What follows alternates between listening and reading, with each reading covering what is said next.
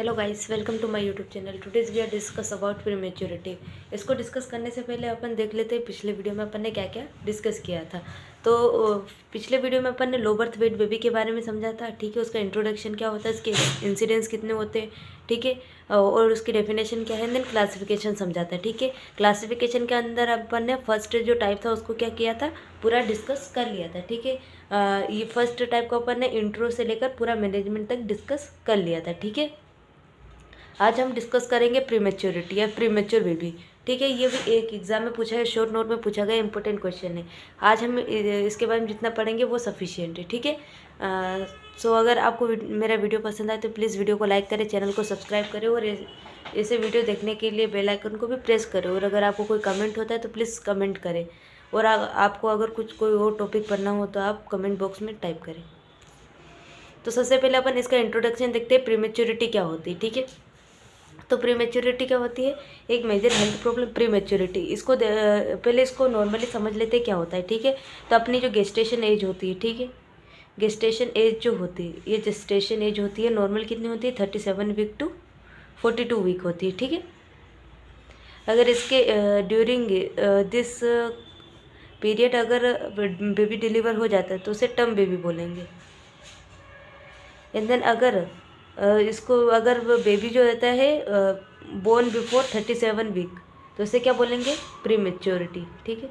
इसे क्या बोलेंगे, प्रीमेच्योरिटी। और अगर after after 42 week of gestation में अगर बेबी बर्थ होता है उससे क्या बोलेंगे, पोस्ट मेच्योर बेबी, ठीक है। तो आज हम पढ़ेंगे प्रीमेच्योर बेबी, ठीक है। इसकी गेस्टेशन एज पता चली कितनी होती है, बिफोर 37 वीक अगर बेबी बर्थ हो जाता है तो उसे क्या बोलेंगे, प्रीमेच्योर बेबी, ठीक है। तो इसका इंट्रोडक्शन देख लेते हैं। मेजर हेल्थ प्रॉब्लम है। मेजर हेल्थ प्रॉब्लम क्यों है, क्योंकि क्या है कि जैसे अगर बेबी पूरी तरह से डेवलप नहीं हुआ, उसकी फिजियोलॉजिकल अभी क्या होता है कि बिफोर 37 वीक टू 42 वीक के बीच में क्या हो जाता है, पूरा बेबी जो होता है वो पूरा डेवलप हो जाता है, ठीक है। उसके फिजियोलॉजिकल चेंजेस जितने होने थे वो हो जाते हैं, मेंटली वो क्या हो जाता है, पूरा प्रिपेयर हो जाता है। तो इसमें क्या होता है कि इसके बिटवीन होना चाहिए, लेकिन क्या होता है कि 37 वीक के पहले अगर बेबी बोर्न हो जाता है तो उसकी बहुत सारी फिजियोलॉजिकल जो चेंजेस होते हैं वो नहीं हो पाते। तो उसका वो क्या है, एक टाइप का मेजर हेल्थ प्रॉब्लम को क्रिएट करता है, leading to cause of death of neonate morbidity and mortality. इसमें क्या होता है अपन आगे डिस्कस करेंगे कि मॉर्बिडिटी और मोर्टिलिटी रेट इसमें ज़्यादा क्यों होती है, ठीक है। Due to incomplete organ development, ठीक है। क्या होता है कि इसमें मोर्टिलिटी और मॉर्बिडिटी ज़्यादा होती है क्योंकि इसमें प्रॉपरली ऑर्गन डेवलपमेंट नहीं हो पाता है, ठीक है। ऑर्गेनोजेनेसिस की जो भी मैच्योरेशन ऑफ ऑर्गन होता है वो नहीं हो पाता है, जिसकी वजह से अगर ऑर्गन सही से वर्क नहीं करेगा तो उससे क्या होगा, बेबी को बाद में बहुत सारी प्रॉब्लम से सफ़र करना पड़ता है।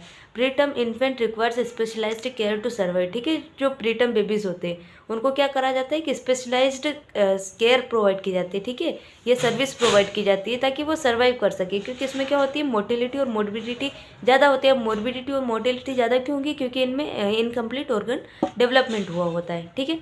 अब देख लेते हैं इसकी डेफिनेशन क्या है। तो डेफिनेशन क्या है, a neonate born before the completion of 37 week of gestation irrespective of birth weight called as preterm, ठीक है। इसमें क्या बोला है, जैसे कि अपन ने IUGR की डेफिनेशन पढ़ी थी। IUGR में क्या था कि जो बेबी का जो ग्रोथ होता है, ठीक है, वो 10th परसेंटाइल लेस होता है।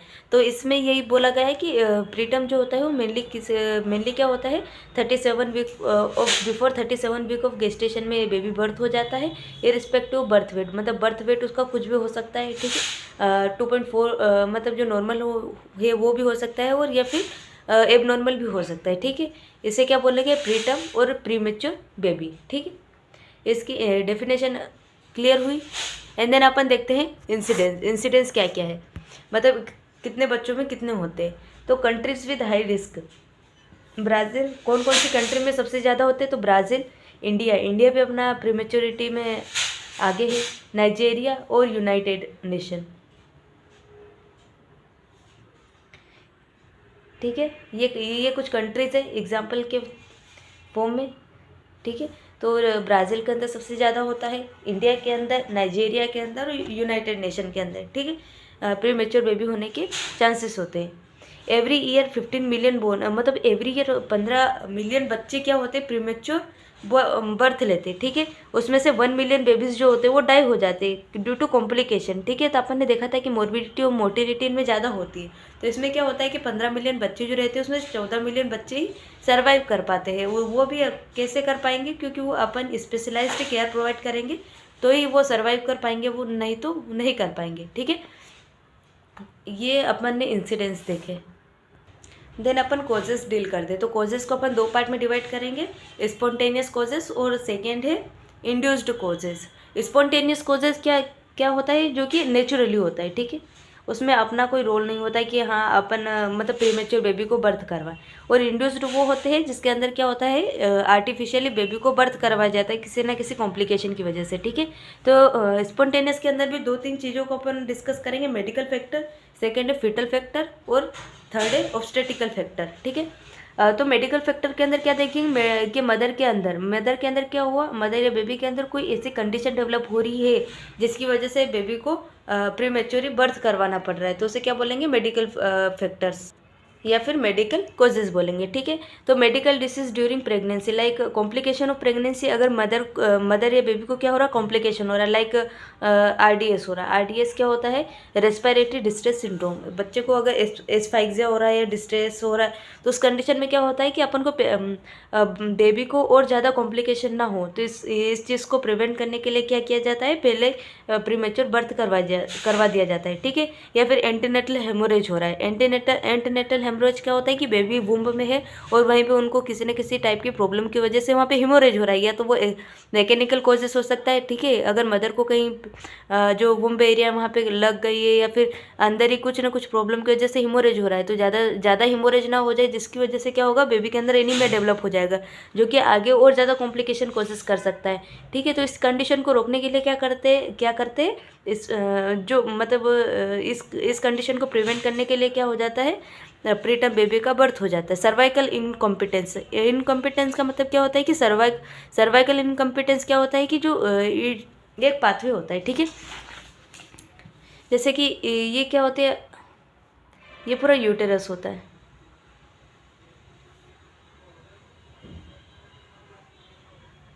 ठीक है।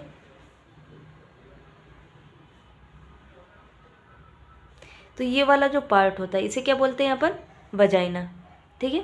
अब ये वजाइना का साइज़ जो रहता है, साइज़ या शेप, किसी न किसी साइज़ और शेप के अंदर क्या होता है, किसी न किसी टाइप की एबनॉर्मलिटीज़ आ जाती है, या फिर वजाइना जो होती है वो क्या होती है, वो डायलेट नहीं हो पाती, ठीक है। जब बेबी का बर्थ करवाते हैं तो डायलेट नहीं हो पाती, तो इस कंडीशन को प्रिवेंट करने के लिए क्या हो जाता है, प्रीटर्म बेबी का बर्थ हो जाता है। कोई मैटरनल इन्फेक्शन है, लाइक मैटरनल इन्फेक्शन कौन कौन से होते हैं, टॉर्च इन्फेक्शन। टॉर्च के अंदर क्या होता है, टॉर्च, टी रिफर्स टू, मतलब ऐसे मैटरनल इन्फेक्शन में भी जो टॉर्च इन्फेक्शन होता है, टॉर्च इन्फेक्शन ये क्या कर जाता है, प्लेसेंटा को क्रॉस कर जाता है, ठीक है। अब प्लेसेंटा को क्रॉस कर जाएगा तो क्या करेगा, बेबी को अफेक्ट करेगा, और बेबी को अफेक्ट करेगा तो उसकी वजह से क्या होगा, बेबी के अंदर कंजेनाइटल एबनॉर्मलिटीज़ होने के चांसेस हो सकते हैं, ठीक है। एबनॉर्मलिटी कैसी होगी, कंजेनाइटल, जो बाय बर्थ जो बेबी को प्रॉब्लम होती है उसे कंजेनाइटल प्रॉब्लम बोलेंगे, ठीक है। तो ये कंडीशन डेवलप हो जाती है, ठीक है। तो इन चीज़ों को प्रिवेंट करना है। सर्वाइकल इनकम्पिटेंस हो गया, मेटरनल इन्फेक्शन हो गया, ठीक है। थ्रेटेंड एबॉर्शन क्या होता है कि किसी लेडी को बार बार एबॉर्शन हो रहा है, ठीक है। थ्रेटेंड एबॉर्शन ऐसा होता है कि बार बार एबॉर्शन हो रहा है, तो उसे क्या बोलेंगे, थ्रेटेंड एबॉर्शन, ठीक है। तो ये वाली कंडीशन डेवलप हो रही है तो उसकी वजह से प्रीटर्म बेबी बर्थ हो जाएगा। अंडर न्यूट्रिशन, जो बेबी को जो रिक्वायरेबल अमाउंट में न्यूट्रिशन मिलना चाहिए वो नहीं मिल पाता है, तो उसमें क्या होता है कि बेबी प्रॉपरली ग्रोथ नहीं कर पाता है। तो इसमें क्या हो जाता है कि मदर जो रहती है वो उसकी बॉडी इतनी कैपेबल नहीं होती कि उस बेबी को होल्ड करे, तो क्या हो जाता है, स्पॉन्टेनियस ये प्रीटर्म बेबी का बर्थ हो जाता है, ठीक है। सिगरेट एंड स्मोकिंग एब्यूज, जैसे कि सिगरेट में क्या होता है, सिगरेट के अंदर निकोटिन होता है, ठीक है। सिगरेट और ये भी जितने भी नशीले पदार्थ होते हैं, ठीक है, सिगरेट हो गया, स्मोकिंग हो गया, टोबैको च्युइंग हो गया, ठीक है। तो ये क्या होते हैं, इसके अंदर क्या होता है, निकोटिन होता है। मेन जो सब्सटेंस होता है वो कौन सा होता है, निकोटिन होता है। ये क्या करता है, ब्लड वेसल्स को कॉन्स्ट्रिक्ट करता है, ठीक है। अगर ब्लड वेसल्स कॉन्स्ट्रिक्ट हो जाएगा तो क्या होगा, ब्लड प्रॉपरली फिटस को नहीं मिल पाएगा। तो अगर ब्लड प्रॉपरली नहीं मिल पाया तो क्या होगा, ब्लड जो इनसफिशिएंट मिलेगा, जिसकी वजह से क्या होगा, बेबी का प्रीमेच्योर बर्थ हो सकता है। बाइकॉर्नुएट यूटेरस, जो यूटेरस का साइज़ क्या होता है, साइज और शेप इसमें क्या होता है, एबनॉर्मल होता है, ठीक है। तो इसमें बेबी जो रहेगा वो प्रॉपरली ग्रोथ नहीं कर पाएगा, ठीक है। तो अगर ग्रोथ नहीं कर पाएगा तो यूटेरस के थ्रू क्या होगा, वो एक्सपेल आउट हो जाएगा, ठीक है। तो ये बाइकॉर्नुएट यूटेरस हो गया। इसके ये क्या हुआ, मेडिकल फैक्टर या फिर मेटरनल फैक्टर। इसके बाद देखते हैं फिटल फैक्टर। फिटस के अंदर क्या क्या ऐसे फैक्टर्स होते हैं, ठीक है। तो फिटल फैक्टर्स लाइक कंजेनाइटल माल फॉर्मेशन या IUGR, ठीक है। कंजेनाइटल ऐसे माल फॉर्मेशंस होते हैं, ठीक है, जिसकी वजह से क्या होता है कि बेबी बर्थ होने के चांसेस, प्रीमेच्योर बर्थ के चांसेस बढ़ जाते हैं, जैसे कि डाउन सिंड्रोम हो गया, टर्नर सिंड्रोम, क्लाइनफेल्टर सिंड्रोम। इसके अलावा IUGR जैसा कि अपन ने डिस्कस किया था, अगर आपने हमारा वो वाला वीडियो नहीं देखा है तो आप उसको पहले देखिए, जिससे आपको ये चीज़ें क्लियर हो जाएगी, ठीक है। देन ऑब्स्ट्रक्टिव कॉजेज क्या होता है, प्रीवियस प्रीटर्म बर्थ, ठीक है। तो इसमें क्या होता है, ऑब्स्ट्रक्टिव कॉजेज मतलब का क्या होता है कि एंटीनेटल के दौरान किसी टाइप का कॉम्प्लिकेशन हुआ है, ठीक है। अगर एंटीनेटल कंडीशन में अगर किसी टाइप का प्रॉब्लम होता है तो उसकी वजह से प्रीटर्म बर्थ होने के चांसेस हो सकते हैं। तो प्रीवियस प्रीटर्म बर्थ, ठीक है। अगर कोई मतलब जो मदर होती है, मदर के जो फर्स्ट चाइल्ड होते हैं, ठीक है, अब उसके सिबलिंग्स होते हैं, अगर पहले कोई प्रीटर्म की हिस्ट्री है तो उस कंडीशन में डबल प्रीटर्म होने के चांसेस हो सकते हैं। मल्टीपल प्रेगनेंसी क्या करती है, मदर की बेबी को वीक कर देती है, जिसकी वजह से वो सेकेंड बेबी को क्या करती है, वो ज़्यादा दिनों तक होल्ड नहीं कर पाते, तो प्रीटर्म चांसेस हो सकते हैं। Placenta previa. अब प्लेसेंटा प्रीविया क्या होता है, अब जैसे कि नाम इंडिकेट कर रहा है प्रीविया, इसमें क्या होता है कि प्री रिफर्स टू और वाया क्या होता है, एक वेव होता है, ठीक है। तो रास्ते के अंदर वो आ जाना, ठीक है, जैसे कि ये यूटेरस है मदर का। अब यहाँ पे क्या होता है कि बेबी जो रहती है वो प्लेसेंटा के साथ कनेक्टेड रहती है, ठीक है। तो ये जो प्लेसेंटा होती है, ठीक है, ये क्या करता है, जो वाया मतलब जो वेव होता है बाहर निकलने का, ठीक है, जो रास्ता होता है बाहर निकलना, उसके बीच में आ जाना। तो प्री मतलब बीच में आ जाना, उसके पहले आ जाना, ठीक है। और यहाँ से क्या होता है, बेबी कनेक्टेड रहता है, ठीक है। तो अगर ये यहाँ पर इससे कनेक्ट हो जाएगा बेबी, तो इसमें क्या होगा कि अगर जैसे बेबी का बर्थ होता है तो उसमें क्या होता है, हेमोरेज होने के चांसेस होते हैं, बिकॉज इसमें क्या होता है कि बेबी को बाहर निकलने के लिए जगह नहीं मिल पाती, ठीक है। तो उस कंडीशन में क्या होगा, प्रीटर्म बर्थ हो सकता है, ठीक है। इसको सोनोग्राफी के थ्रू आइडेंटिफाई करते हैं। एंड देन देखते हैं इंड्यूस्ड कोजेस।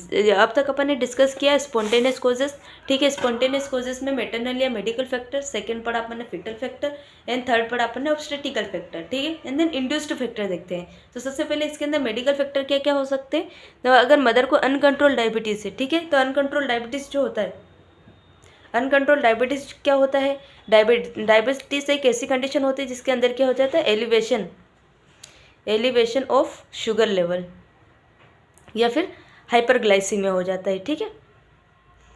एक हाइपरग्लाइसीमिया की कंडीशन हो जाती है, जिसके अंदर क्या हो जाता है कि जो ब्लड की ऑस्मोलैरिटी है वो बढ़ जाती है, ठीक है। उसके अंदर शुगर का लेवल बहुत ज़्यादा हो जाता है। तो इस कंडीशन में क्या होता है कि वो नर्व को डैमेज करेगी, ठीक है। जो ब्लड वेसल्स के अंदर जो नर्व प्रेजेंट होती है वो जो क्या करेंगे, मल्टीपल ऑर्गन को ही डिस्टर्ब करेगी या डिस्ट्रक्ट करेगी, वहाँ के सेल्स को डिस्ट्रक्ट करेगी, ठीक है। तो अगर मदर को एक ऐसी कंडीशन है कि अनकंट्रोल डायबिटीज़ हो रही, तो उस कंडीशन में प्रीटर्म बेबी का बर्थ करवाना जरूरी होता है, क्योंकि इससे बेबी के अंदर आगे कॉम्प्लिकेशन देखने को मिल सकते हैं, ठीक है। And then severe cardiac illness. अगर मदर को सीवियर कार्डियक इलनेस है तो क्या होता है कि प्रीटर्म बेबी का बर्थ करवा दिया जाता है और सी सेक्शन के थ्रू करवा दिया जाएगा, ठीक है। क्योंकि ये क्या होती है, मदर की बेबी ज़्यादा स्ट्रेस को एडॉप्ट नहीं करती, ठीक है। अगर ज़्यादा स्ट्रेस आए तो उसको कार्डियक इलनेस होने के चांसेस और हो सकते हैं। हाइपरटेंशन हो सकता है या फिर प्रेगनेंसी इंड्यूस्ड हाइपरटेंशन या प्री एक्लेम्पशिया होता है, तो उस कंडीशन में प्रीटर्म बेबी का बर्थ करवाते, ठीक है। क्योंकि उससे और ज़्यादा अगर उस टाइम पे ब्लड प्रेशर बहुत ज़्यादा बढ़ा हुआ है तो वो क्या करता है, फर्दर बेबी को डैमेज कॉज करता है। तो उसको प्रिवेंट करने के लिए क्या करवा देते हैं, प्रीटर्म बेबी का बर्थ करवा देंगे, ठीक है। एंड देन देखते हैं अपन ने क्या डिस्कस किया था, मेडिकल फैक्टर्स को डिस्कस कर रहे थे, ठीक है। जिसमें अब देखेंगे प्रीमेच्योर रप्चर ऑफ मेम्ब्रेन जो रहती है, ठीक है, मेम्ब्रेन का प्रीमेच्योर रप्चर हो जाता है, तो जिसकी वजह से क्या होता है, एमनियोटिक फ्लूइड लीक हो जाता है, तो बेबी को क्या होता है, क्वेश्चनिंग नहीं मिल पाती है। तो उस कंडीशन में क्या करवाना पड़ता है, इमीडिएटली प्रीटर्म बेबी का प्रीटर्म बेबी का बर्थ करवाना पड़ता है, ठीक है। पॉलीहाइड्रोएमनियोसिस या फिर ओलिगोहाइड्रोएमनियोसिस। तो पोली रिफर्स टू बहुत सारे, मतलब हाइड्रोएमनियोसिस जो एमनियोटिक फ्लूइड होता है, ठीक है, उसका लेवल अगर बहुत ज़्यादा बढ़ जाता है तो उसकी वजह से, या फिर फ्लूइड का लेवल क्या हो जाता है, बहुत कम हो जाता है, उसकी वजह से प्रीटर्म बेबी का बर्थ करवाना ज़रूरी होता है। फीटल हाइपोक्सिया क्या होता है? Hypoxia, foetal refers to foetus, ठीक है। एंड देन हाइपोक्सिया एक ऐसी कंडीशन होती है जिसके अंदर क्या होता है, टिश्यूज़ के अंदर क्या हो जाता है, ऑक्सीजन का लेवल कम हो जाता है। तो अब ऑक्सीजन का लेवल कम होना ये सही बात तो नहीं है, डेंजरस कंडीशन है, ठीक है। तो इस डेंजरस कंडीशन को प्रिवेंट करने के लिए और फर्दर कुछ ऑर्गन डैमेज ना हो, ठीक है, अगर जैसे कि अगर यहाँ पे देखा है कि अपने टिश्यू के अंदर ऑक्सीजन की डिफिशियंसी हो जाती है, ठीक है, तो उसकी वजह से क्या होता है कि अपनी जो ब्रेन फंक्शन होता है, मतलब चाहे जो बेबी होता है उसका ब्रेन फंक्शन होता है वो नॉर्मली नहीं हो पाता है, मल्टीपल ऑर्गन क्या होने लग जाते हैं, डैमेज होने लग जाते हैं। तो इस कंडीशन को प्रिवेंट करने के लिए क्या करवाया जाता है, प्रीटर्म बर्थ करवाया जाता है, ठीक है। एंड देन लेटेरोजेनिक कंडीशन क्या होता है कि अगर कोई मेडिकल इंटरवेंशन कर रहे हो और उसके दौरान कुछ बेबी को कुछ ना कुछ कॉम्प्लिकेशन हो गया तो उस कंडीशन को करेक्ट करने के लिए क्या किया जाता है, प्रीमेच्योर बेबी को बर्थ करवाया जाता है। तो incorrect diagnosis of prematurity in elective deliveries, ठीक है, डायग्नोसिस प्रॉपर नहीं किया गया हो और उस कंडीशन में अगर प्रीमेच्योर बेबी हो गया हो तो उसे क्या बोलेंगे, लेटेरोजेनिक फैक्टर, ठीक है। एंड देन इसको क्लासीफाई करेंगे, ठीक है। अपन ने क्या पढ़ा अभी तक, कोजेस पढ़े, डिफरेंट टाइप ऑफ कोजेस। अब क्या देखते हैं अपन, इसके क्लासिफिकेशन कितने क्लासों में क्लासीफाई किया गया है। तो इसको मेनली 4 क्लासों में क्लासीफाई किया गया, ठीक है। फर्स्ट है लेट प्रीटर्म, सेकेंड है मॉडरेट प्रीटर्म और थर्ड है वेरी मतलब preterm and then extremely preterm, ठीक है। तो फर्स्ट को होता है नॉर्मली जो प्रीटर्म क्या होता है कि बिफोर 37 वीक, तो अपन इसको मतलब बिफोर 37 वीक ऑफ गेस्टेशन में अगर बेबी का बर्थ हो जाता है तो उसे प्रीटर्म बेबी बोलेंगे, ठीक है। अब इसको बिफोर 37 में कितने वीक से कितने वीक तक बेबी का बर्थ होता है उसको भी डिफरेंट क्लासों में क्लासीफाई किया गया है, ठीक है। जैसे कि लेट प्रीटर्म में क्या होता है कि इसको कहाँ से कहाँ तक लेते हैं, 34 to 37 वीक ऑफ गेस्टेशन में अगर बेबी का बर्थ हो जाता है तो उसे क्या बोलेंगे, late preterm. And then second है मॉडरेट प्रीटर्म में क्या होता है कि 32 to 34 वीक में अगर बेबी का बर्थ हो जाता है तो उसे मॉडरेट प्रीटर्म बोलेंगे, ठीक है। और 28 to 32 वीक के अंदर बेबी का बर्थ हो जाता है तो उसे वेरी प्रीटर्म बोलेंगे, ठीक है। और अगर बिफोर 28 वीक अगर बेबी का बर्थ हो जाता है तो उसे क्या बोलेंगे, एक्सट्रीमली प्रीटर्म, ठीक है। अभी इंडिया के अंदर क्या होता है कि इतने स्पेशलाइज्ड केयर अवेलेबल है कि वो 28 वीक तक के अगर 28 वीक के अंदर बेबी का बर्थ हो जाता है तो उस कंडीशन को हैंडल कर सकते हैं, ठीक है। लेकिन जो अमेरिका और जो डेवलप्ड कंट्री होती है वहाँ पे क्या किया जाता है कि जो 20 वीक ऑफ गेस्टेशन में अगर बेबी का बर्थ हो जाता है तो वहाँ पे भी स्पेशलाइज्ड केयर के थ्रू बेबी को सर्वाइव कर लिया जाता है, ठीक है। अब देन देखते हैं अपन कैरेक्टरिस्टिक मतलब प्रीटर्म बेबी कैसा दिखता है, कैसा होता है, ये सारी चीज़ों को डिस्कस करेंगे, ठीक है। तो बर्थ वेट क्या होता है उसका, लो होता है, लेस देन 2.5 kg रहेगा, क्योंकि वो प्रॉपरली फिजियोलॉजिकल डेवलपमेंट नहीं हुआ होता है। अगर फिजियोलॉजिकल डेवलपमेंट नहीं होता है तो उसमें क्या होता है, वेट भी कम होगा बेबी का। थिन और ट्रांसपेरेंट स्किन दिखाई देगी, क्यों दिखाई देगी, बिकॉज क्या होता है कि वहाँ पे सबक्यूटेनियस टिश्यूज जो होते हैं वो नहीं डेवलप नहीं हुए होते, तो अगर सबक्यूटेनियस टिश्यू डेवलप नहीं होंगे और मसल की टोन वो डेवलप नहीं होगी तो उसकी वजह से क्या होगा, ट्रांसपेरेंट स्किन अपन को देखने को मिलेगी, ठीक है, और थोड़ी चमकती हुई। और यहाँ पे जो सबक्यूटेनियस टिश्यूज होते हैं वो क्या होते हैं, लेस डेवलप होते हैं। लार्जर हेड सर्कमफेरेंस, अब इसमें क्या होता है कि हेड का साइज़ क्या रहेगा, बॉडी के साइज़ से बड़ा रहेगा, ठीक है। क्योंकि इसमें क्या होता है कि कुछ बेबीज़ मतलब जो प्रीमेच्योर बेबीज़ होते हैं उसमें नॉर्मली हेड साइज़ बड़ा हुआ दिखता है, ठीक है। पुअर मसल टोन क्या रहेगी उसकी, पुअर रहेगी, और स्कार्फ साइन प्रेजेंट होगा। अब स्कार्फ साइन क्या होता है कि जो बेबी का जो, ठीक है, ये मान लो ये बेबी है, अब इसका ये जो हैंड होता है, ठीक है, उसको क्या किया जाता है, पूरा नेक को ओवरलैप किया जाता है, ठीक है, ओवरलैप किया जाता है, तो उस कंडीशन उस साइन को क्या बोलते हैं, स्कार्फ साइन। जैसा कि जो प्रीमेच्योर बेबी होता है उसकी मसल की टोन बहुत पुअर होती है। अब पुअर होने की वजह से क्या होता है कि ये जो हैंड होता है वो क्या कर जाता है, पूरा मतलब चेस्ट को क्रॉस करते हुए नेक जो अपोजिट साइड ऑफ नेक में आसानी से जा सकता है, ठीक है।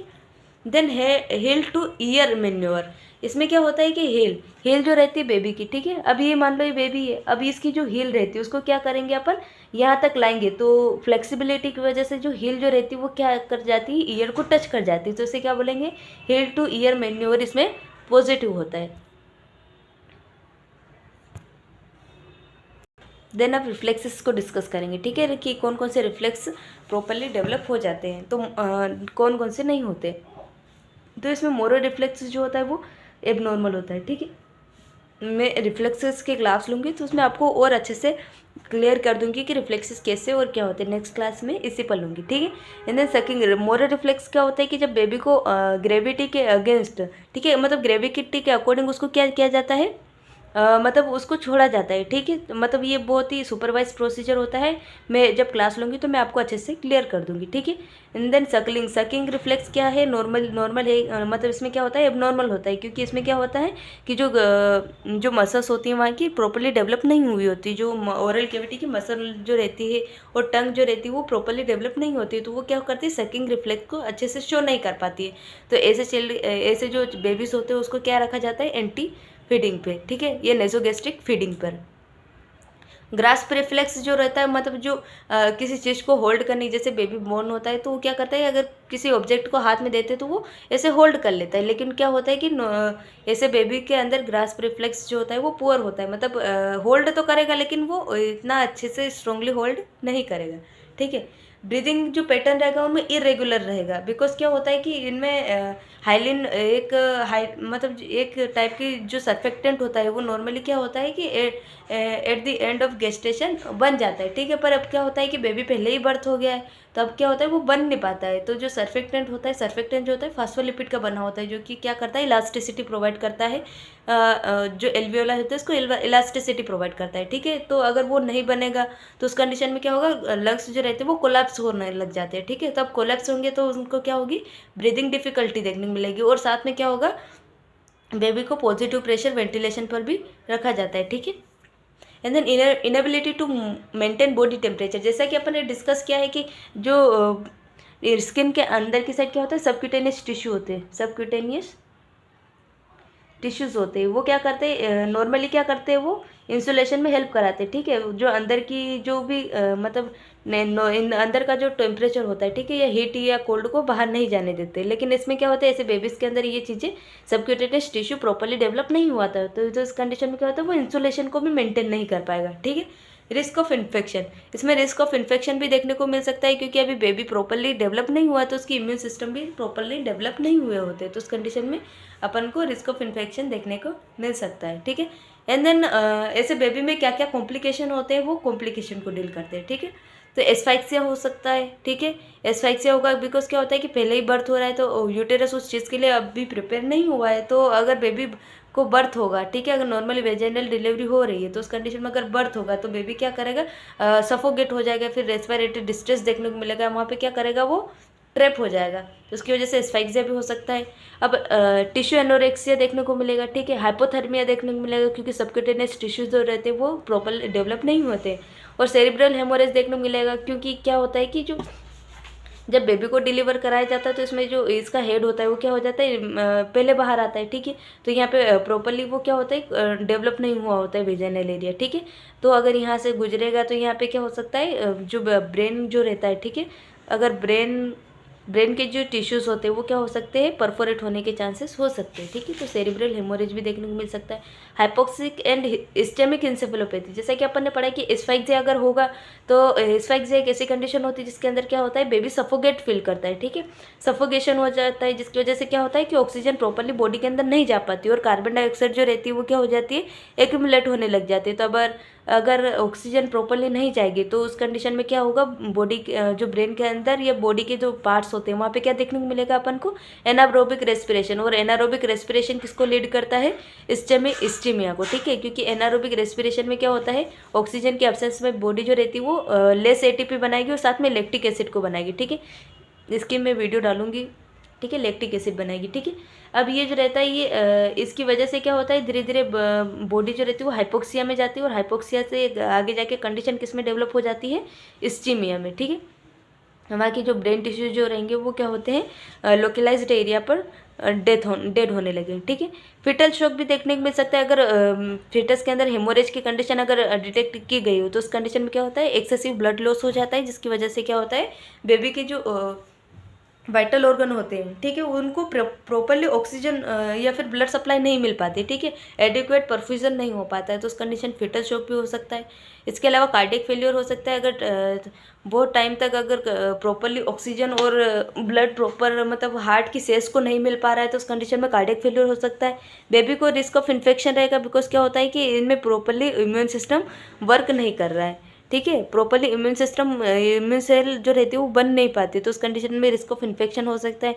इसके अलावा जॉन्डिस हो सकता है, क्योंकि बेबीज़ का जो मतलब नॉर्मल भी अगर बात करें तो बेबीज़ का जो लिवर होता है वो क्या होता है, इमेच्योर होता है। ठीक है, तो इमेच्योर होने की वजह से क्या करता है कि वो जो रहता है बिलीरुबिन को प्रोसेस नहीं कर पाता है। अगर बिलीरुबिन को प्रोसेस नहीं कर पाता है तो उस कंडीशन में क्या देखने को मिलता है अपन को, नियोनेटल जॉन्डिस देखने को मिलता है। ठीक है, तो ये ऐसे बच्चों में कब तक रहता है, फिजियोलॉजिकल जॉन्डिस जो रहता है वो 7th डे तक रहता है, और पैथोलॉजिकल जॉन्डिस जो रहता है वो 2-3 मंथ तक भी रह जाता है। ठीक है, एंड अब आगे जो अपना एक टॉपिक रहेगा उसको अगले वीडियो में डील करूँगी। ठीक है, एंड देन कर्निक क्या करता है, कर्निक क्या होता है, इसका अगर मीनिंग की बात करें तो येलो कर्ण।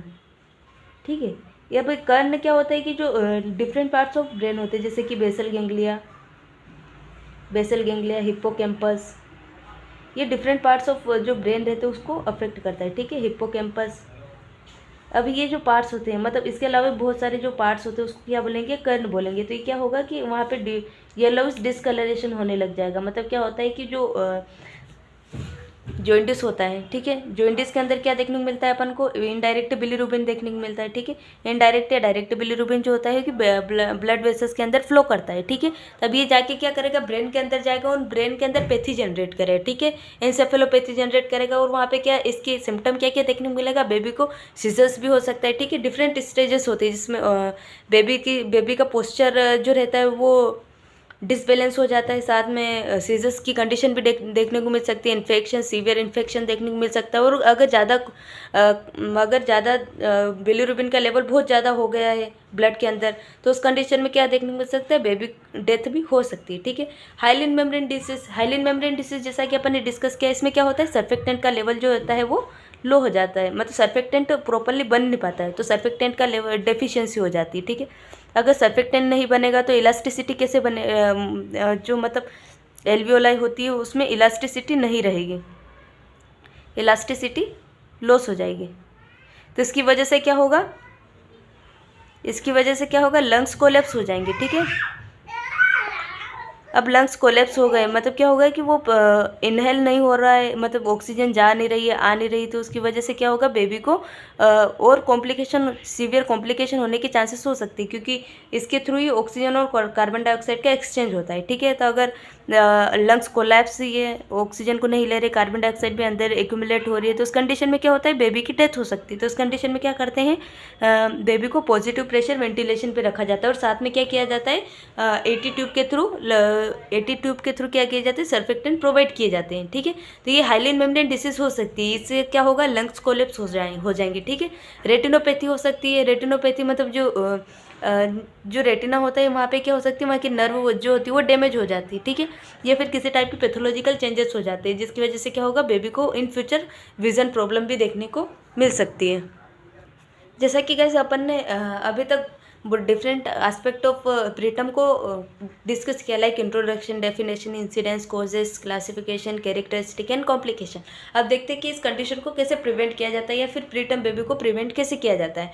तो अपन क्या करते हैं, एंटीनेटल प्रिवेंशन मेजर्स को यूज़ करते हैं, इंटरनेटल प्रिवेंशन मेजर्स को यूज़ करते हैं। ठीक है, तो एंटीनेटल में अपन क्या क्या ऐसे स्टेप्स लेंगे जिसके थ्रू क्या किया जा सकता है, प्रीटम बेबी बर्थ को रिड्यूस किया जा सकता है। ठीक है, तो क्या करेंगे, early and regular antenatal care provide करेंगे। ठीक है, तो एंटीनेटल पहले देख लेते हैं क्या होता है।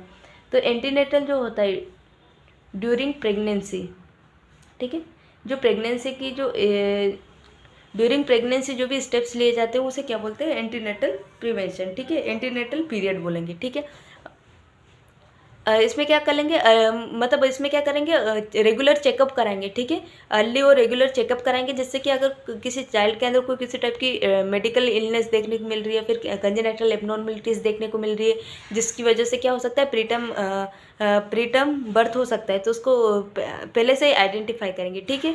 एंड देन क्या करेंगे, ट्रीट मैटरनल इन्फेक्शन। अगर मदर को किसी टाइप का इन्फेक्शन हो गया है या फिर क्रोनिक डिसीज चल रही है तो उसको ट्रीट करने की कोशिश करेंगे। और मदर को एजुकेट करेंगे कि स्मोकिंग और एल्कोहल का यूज़ ना करें, क्योंकि स्मोकिंग और एल्कोहल की वजह से प्रीटर्म बेबीज़ का बर्थ होता है और डिफरेंट टाइप ऑफ कंजेनाइटल एब्नॉर्मलिटीज़ भी देखने को मिलती है, ठीक है। तो adequate maternal nutrition and iron supplement provide करेंगे, ठीक है। मदर का न्यूट्रिशन स्टेटस को इम्प्रूव करेंगे, ठीक है। क्योंकि क्या होता है कि जो अगर मदर जितने न्यूट्रिशियस सब्सटेंसेस का यूज़ करेगी तो क्या जाएंगे, बेबी के अंदर जाएंगे, देन बेबी के ग्रोथ एंड डेवलपमेंट में हेल्प करेंगे। लेकिन अगर मदर ही प्रॉपरली न्यूट्रिशन का यूज़ कंजप्शन नहीं कर रहे तो उस कंडीशन में क्या होगा, बेबी के अंदर भी वो चीज़ों की डेफिशिएंसी देखने को मिलती है, ठीक है। तो बेबी को अच्छे न्यूट्रिशन जो बैलेंस डाइट होती है वो प्रोवाइड करवाना है, ठीक है। आयरन सप्लीमेंट प्रोवाइड करवाना है, ठीक है।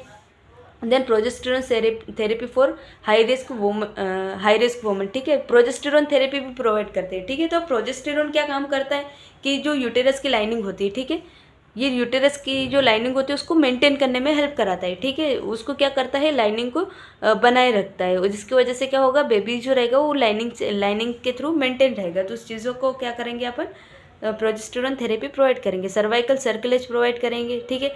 मैनेज मल्टीपल प्रेगनेंसी, मतलब अगर मदर को मल्टीपल प्रेगनेंसी हो रही है तो उसको क्या करेंगे, एजुकेट करेंगे कि कितने टाइम में कब कब प्रेग्नेंट होना है, ये सारी चीज़ों को। और बताएंगे कि 2-3 मतलब एक बेबी से दूसरे बेबी के बीच में 3 ईयर्स का गैप होना चाहिए, ठीक है। इंट्रा पार्टम प्रिवेंशन कैसे करेंगे, इंट्रा पार्टम प्रिवेंशन क्या होता है कि जैसे कि बेबी बर्थ हो चुका है, ठीक है। जो पहले जो बेबी बर्थ हो चुका है उसके बाद देखेंगे कि अपन क्या क्या प्रिवेंट कर सकते हैं। तो timely management of preterm labour, अगर बेबी का प्रीटर्म लेबर हो रहा है, ठीक है, तो उस कंडीशन में क्या करेंगे, सारे भी जो भी स्पेशलाइज्ड केयर प्रोवाइड करनी होती है उसको क्या करेंगे, रेडी करके रखेंगे। एंटीनेटल कॉर्टिकोस्टेरॉइड लाइक बीटामिथाजोन प्रोवाइड करेंगे, ठीक है। कॉर्टिकोस्टेरॉइड क्यों प्रोवाइड किए जाते हैं, क्योंकि क्या होता है कि बेबी के अंदर हाइलिन मेम्ब्रेन डिसीज होने के चांसेस होते हैं, ठीक है। लंग्स कोलैप्स हो जाते हैं, तो उस कंडीशन में अपन क्या करेंगे, बीटामिथाजोन प्रोवाइड करेंगे। अब बीटामिथाजोन जो रहता है वो क्या करता है, जो मेम्ब्रेन हाइलिन मेम्ब्रेन जो होती है, ठीक है, सर्फेक्टेंट एक टाइप का सर्फेक्टेंट की तरह यूज़ किया जाता है, और जो हाइलिन मेम्ब्रेन डिसीज जो होती है उसको प्रिवेंट करता है या फिर उसको क्योर करता है, ठीक है। MgSO4 neuro protection, MgSO4 provide करेंगे ताकि जो ब्रेन सेल्स अगर डैमेज हुई भी हो तो उसको अच्छे से प्रोटेक्ट करे, ठीक है। टोकोलाइटिक एजेंट प्रोवाइड करेंगे। टोकोलाइटिक एजेंट क्या होते हैं, ऐसे एजेंट होते हैं जो कि क्या करते हैं, डिले करते हैं लेबर को, ठीक है, ताकि बेबी का प्रॉपरली डेवलपमेंट हो सके, ठीक है। देखेंगे अपन की कॉम्प्लिकेशन तो नहीं हो रहा है, अगर कॉम्प्लिकेशन होता है तो क्या करें, टोकोलाइटिक प्रोवाइड नहीं करेंगे, नहीं सीधे बेबी का बर्थ करवा देंगे। लेकिन अगर देखते हैं कि कॉम्प्लिकेशन नहीं है बेबी को किसी टाइप का, और फिर भी मतलब लेबर होने के चांसेस दिख रहे हैं, तो उस कंडीशन में क्या प्रोवाइड करेंगे, टोकोलाइटिक सब्सटेंसेस। देन अब देखते हैं अपन प्रिवेंशन के बाद अपन देखते हैं मैनेज कैसे करेंगे प्रीटर्म बर्थ को, ठीक है। तो सबसे पहले जो भी मदर होती है उसको क्या करेंगे, एब्सोल्यूट बेड रेस्ट प्रोवाइड करेंगे, ठीक है। क्योंकि अगर वो एक्टिविटी करेगी, ठीक है, तो उसकी वजह से उसका जो भी यूटेरस होता है वो भी एक्टिव हो जाएगा, ठीक है। तो उसमें कॉन्ट्रैक्शन होने के चांसेस होते हैं, तो मदर को क्या करेंगे, एजुकेट करेंगे कि एब्सोल्यूट बेड रेस्ट करें आप, ठीक है। सिडेटिव प्रोवाइड करेंगे और टोकोलाइटिक एजेंट प्रोवाइड करेंगे और ग्लूकोकोर्टिकोइड प्रोवाइड करेंगे, ठीक है, मदर को, जैसे कि बीटामिथाजोन चाहे, ताकि लंग मैच्योरिटी हो सके प्रॉपरली। और अगर बेबी का बर्थ हो चुका है तो उसमें क्या क्या केयर प्रोवाइड करना है, ठीक है। तो फर्स्ट है थर्मल रेगुलेशन। अगर बेबी का जैसे कोई भी अगर low birth weight baby, normal baby, term baby या पोस्ट मेच्योर बेबी होता है तो उसमें थर्मल मतलब उसमें क्या होता है कि थर्मल रेगुलेशन अपन को सब टाइप के बेबी में करना होता है, क्योंकि वोम्ब का टेम्परेचर कितना होता है, जो अपनी बॉडी टेम्परेचर जो होता है 37 डिग्री सेंटीग्रेड होता है, और इन्वायरमेंट का टेम्परेचर कितना होता है 23 to 25 डिग्री सेंटीग्रेड होता है, ठीक है। तो उसमें क्या होता है कि बेबी को अडाप्ट होने में टाइम लगता है, तो अपन को क्या करना है कि जो वुम्ब का टेम्परेचर होता है वो ही मेंटेन करके रखना होता है, ठीक है। क्योंकि बेबी को अभी आया है तो उस कंडीशन में क्या होता है कि हाइपोथर्मिया होने के चांसेस हो सकते हैं, ठीक है। तो ये कैसे करेंगे, वार्म डिलीवरी रूम, जो डिलीवरी रूम होता है उसको वार्म करेंगे, ठीक है, और बेबी को इमीडिएटली ड्राई करेंगे, और साथ में KMC प्रोवाइड करेंगे। KMC क्या होता है, KMC मैंने पिछले एक वीडियो में डिस्कस कर दिया है, प्लीज़ आप उस वीडियो को विजिट करें तो आपको अच्छे से समझ आ जाएगी, ठीक है। देन इंक्यूबेटर पे रखेंगे या फिर रेडिएंट वार्मर पे रखेंगे, ठीक है। इसके थ्रू अपन क्या करेंगे, या फिर ब्लैंकेट के अंदर अपन बेबी को कवर करेंगे। लेकिन अब ये क्या होते हैं, प्रीटर्म बेबीज़ होते हैं, ठीक है। तो उसको क्या करते हैं अपन, प्रीटर्म बेबीज़ जो होते हैं उनको ये सारी कंडीशंस प्रोवाइड करते हैं। And then respiratory support, first देख लिया अपन ने थर्मल रेगुलेशन। थर्मल रेगुलेशन क्यों करना जरूरी, क्योंकि वूम्ब का टेम्परेचर 37 डिग्री सेंटीग्रेड होता है और एनवायरनमेंट के अंदर आके उसका 23 to 25 डिग्री सेंटीग्रेड लो हो जाता है, ठीक है।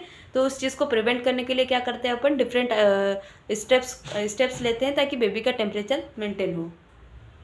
देन रेस्पिरेटरी सपोर्ट प्रोवाइड करेंगे। जैसे कि अपन ने दो चीज़ें देखी थी कि नॉर्मल जो हाइलिन मेम्ब्रेन डिसीज़ हो जाती है, ठीक है, बेबीज़ के अंदर, क्योंकि उनमें जो रहता है वो टाइमली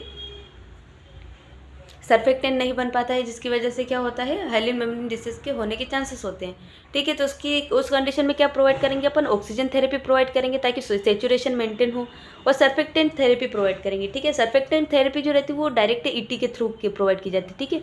जो एंडोट्रेकियल ट्यूब होती है उसके थ्रू भी डायरेक्ट प्रोवाइड करवा सकते हैं, ठीक है।